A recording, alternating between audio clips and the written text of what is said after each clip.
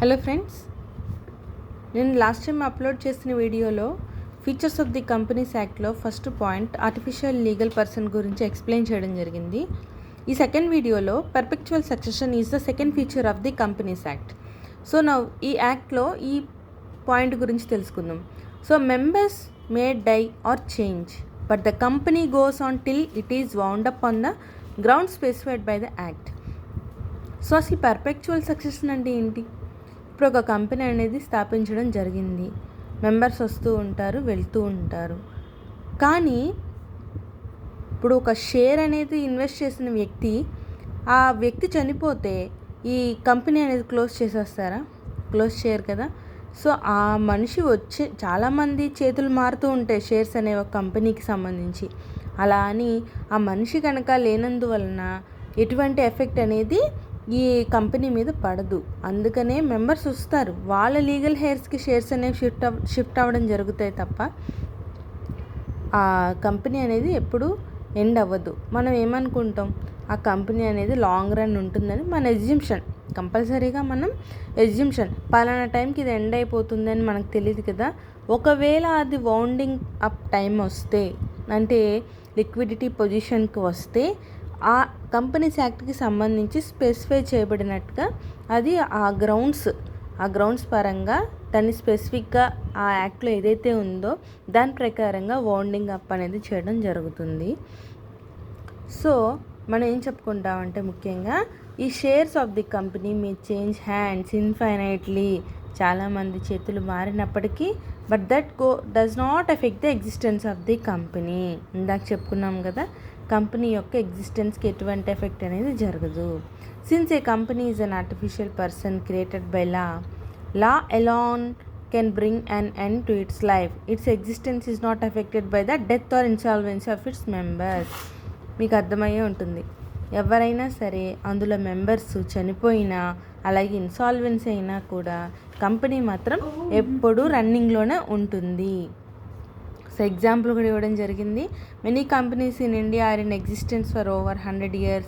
This is possible only due to the fact that the company has perpetual existence. So ఇప్పుడు 100 years చాలా companies అనేవి మన ఇండియాలో 100 years పైనే ఉన్నాయి. సో ఒక మనిషి 100 years పైన అనేది కొంచెం పాసిబిలిటీ కాని విషయమే కాబట్టి, సో పర్పెక్చువల్ సక్సెషన్ అంటే కంపెనీకి 100 years అబవ్ ఉండొచ్చు, మెంబర్స్ చేతులు మారుతూ ఉంటాయి షేర్స్. సో అది ఎప్పుడు కూడా ఎగ్జిస్టెన్స్ అనేది ఉంటూనే ఉంటుంది, అది ఎప్పుడు చేంజ్ అవ్వదు కంపెనీకి. సో కంపల్సరీగా కంపెనీకి 7 members అనేది, there was a company which has 7 members and all of them died in an aircraft.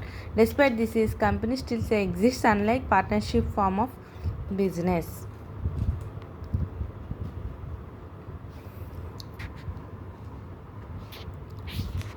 So దీని పాయింట్స్ గురించి మీకు క్లియర్గా చెప్పాలి అంటే, మీకు ఈ పర్పెక్చువల్ సక్సెషన్ గురించి అడిగితే, members of a company may die or change but company will remain.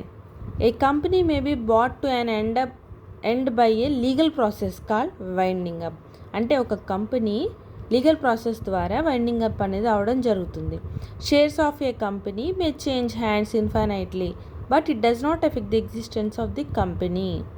Company is unaffected by death or insolvency of a member.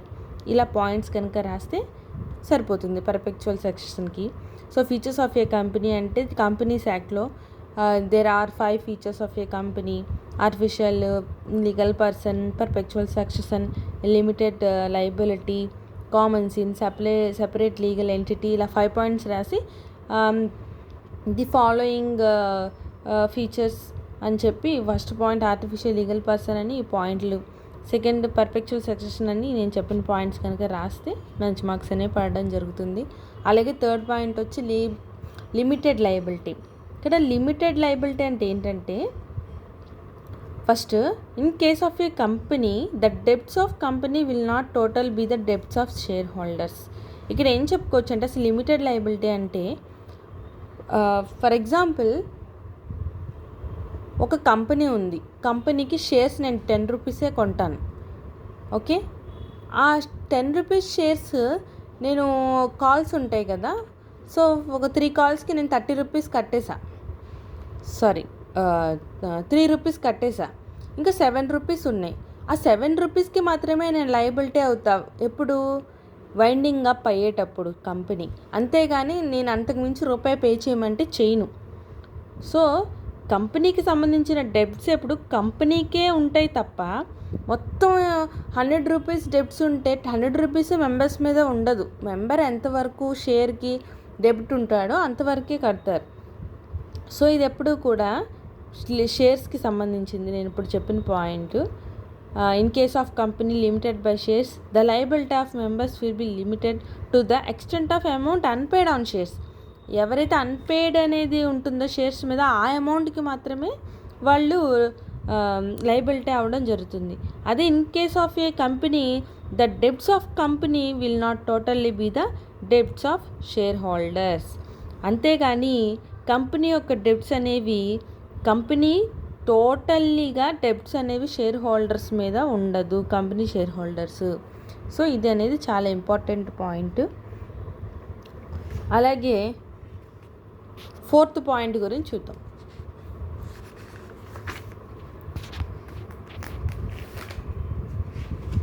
Common seal. ఇప్పుడు కామన్ సీల్ అంటే ఏంటి? కామన్ సీల్ అంటే ఒక కంపెనీ ఓకే ఇది register చేయబడింది అని చెప్పుకోవడం కోసం చేసేది. ఇప్పుడు కంపెనీ అనేది ఒక హ్యూమన్ బీయింగ్ కాదు కదా తన చేతులతో సైన్ చేయడానికి. సో కామన్ సీల్ అంటే ఏంటంటే, కామన్ సీల్ అనేది shall be affixed on contracts by officers and employees. ఇక్కడ కామన్ సీల్ అనేది ఆఫీసర్స్ చేత ఎంప్లాయీస్ చేత ఎఫిక్స్ చేయబడే ఒక సీల్ ముద్ర. కంపెనీ అనేది ఒక న్యాచురల్ పర్సన్ కాదు కదా, సో వాళ్ళకి ఒక హ్యూమన్ ఏజెన్సీ అనేది అవసరం. ఈ హ్యూమన్ ఏజెన్సీయే అఫీషియల్ సిగ్నేచర్ పెడుతుందన్నమాట. Common seal is the official signature of the company. So ఈ కామన్ సీల్ గురించి మనం చూడగలిగితే కనుక ఎప్పుడూ కూడా కామన్ సీల్ ఇప్పుడు చిన్న కంపెనీలు అనుకోండి చిన్న సర్కిల్లో ఉంటాయి, అదే పెద్ద కంపెనీస్ అనుకోండి ట్రయాంగిల్ షేప్లో ఉంటాయి. అంటే కంపెనీ యొక్క స్మాల్ కంపెనీయా బిగ్ కంపెనీయా దానికి ఉన్నటువంటి కంపెనీ యొక్క వాల్యుబుల్ బట్టి కామన్ సీల్స్ అనేవి ఉంటాయి. కావాలంటే మీరు ఒకసారి చూడొచ్చు, సీల్ రౌండ్గా ఉండి దాని చుట్టూ కంపెనీ పేరుతోటి ప్రైవేట్ లిమిటెడ్ అని చెప్పి ముద్రలు ఉంటాయి. సో ట్రయాంగిల్ షేప్లో, పెద్దది కావాలంటే ట్రయాంగిల్ షేపు కంపెనీ నేమ్ తోటి ఉంటాయి. సో కామన్ సీల్స్ అనేవి దానికి సంబంధించినవి. సో అట్లనే ఇంకా ఫైనల్గా చెప్పుకోదగిన పాయింట్ ఏంటంటే సెపరేట్ లీగల్ ఎగ్జిస్టెన్స్. అసలు సెపరేట్ లీగల్ ఎగ్జిస్టెన్స్ అంటే ఏంటి? సో ఫస్ట్ కామన్ సీల్కి సంబంధించి కొన్ని పాయింట్స్ మనం చెప్పుకుందాం ఇంగ్లీష్లో. So common seal shall be fixed on contracts by officers and employees. Company is not a natural person and therefore it require a human agency. Common seal is the official signature of the company అని 3 points రాస్తే సరిపోతుంది. అలాగే separate legal existence గురించి చెప్పుకోవాలి అంటే ఏమని చెప్పచ్చు, కంపెనీకి అలాగే అదర్ ఫార్మ్స్ ఆఫ్ ఆర్గనైజేషన్కి మోస్ట్ స్ట్రైకింగ్ డిఫరెన్స్ ఏంటి అంటే concept of separate legal existence. మీకు ఇది అర్థం అవ్వాలి అంటే ఒక కేసులా చూస్తే మీకు అర్థమవుతుంది. సో ఒక పర్సన్కి అంటే ఒక కంపెనీకి అదర్ ఫార్మ్స్ ఆఫ్ ఆర్గనైజేషన్స్కి ఉన్నటువంటి డిఫరెన్స్ గురించి చెప్పడం జరుగుతుంది. నేను దీన్ని తప్పకుండా మీకు కేసుల ఎగ్జాంపుల్తో చెప్తాను. Once registered company is clothed with legal personality. ఒక్కసారి కనుక కంపెనీ అనేది రిజిస్టర్ అయితే లీగల్గా, అదే ఒక్కసారి రిజిస్టర్ అయితే అది లీగల్గా కంపెనీ అనేది క్లోత్ చేయబడి ఉంటుంది, కప్పబడి ఉంటుంది. దానికి ఒక లీగల్ పర్సనాలిటీ, ఒక హోదా అనేది రావడం జరుగుతుంది. It is a person that is recognized in the eyes of law. ఎప్పుడైనా సరే కంపెనీ అనేది ఒక పర్సన్గా, ఒక చట్టాల కళ్ళల్లో అదొక పర్సన్గానే గుర్తించబడుతుంది కంపెనీ అనేది. కంపెనీని ఇప్పుడు నేను కంపెనీ స్టార్ట్ చేశాను అనుకోండి, ఫర్ ఎగ్జాంపుల్ నేను వేరు కంపెనీ వేరు. సో కంపెనీ డెబ్ట్స్ కంపెనీవే, నా డెబ్ట్స్ నావే. కంపెనీ నాకు డెబ్ట్స్ ఉన్నా కూడా కంపెనీ నాకు పే చేయాల్సిందే అలా. So it can enter in its own contracts, lend money etcetera. ఇది తనంతట తానుగా కాంట్రాక్ట్లోకి కూడా ఎంటర్ అవుతుంది కంపెనీ అనేది, మనీ లెండ్ చేసుకుంటుంది, బారో చేసుకుంటుంది. ఇట్ క్యాన్, మనం ఇంతకు ముందు చెప్పుకున్నాం కదా, it can lend, borrow, buy, sell, enter into contracts. అది ఇంచుమించుగా అది ఇది ఒకలా ఉన్నా కానీ రెండు అనేవి డిఫరెన్స్. సో నేను తప్పకుండా దాని గురించి కూడా నేను మీకు వివరంగా కేసులాత ఎగ్జాంపుల్తో చెప్పడం అనేది జరుగుతుంది. సో ఇంతటితో ఈ కేసుల పాయింట్స్ ఫీచర్స్ ఆఫ్ ది కంపెనీకి సంబంధించిన ఈ 5 పాయింట్స్ పూర్తి చేయడం జరిగింది.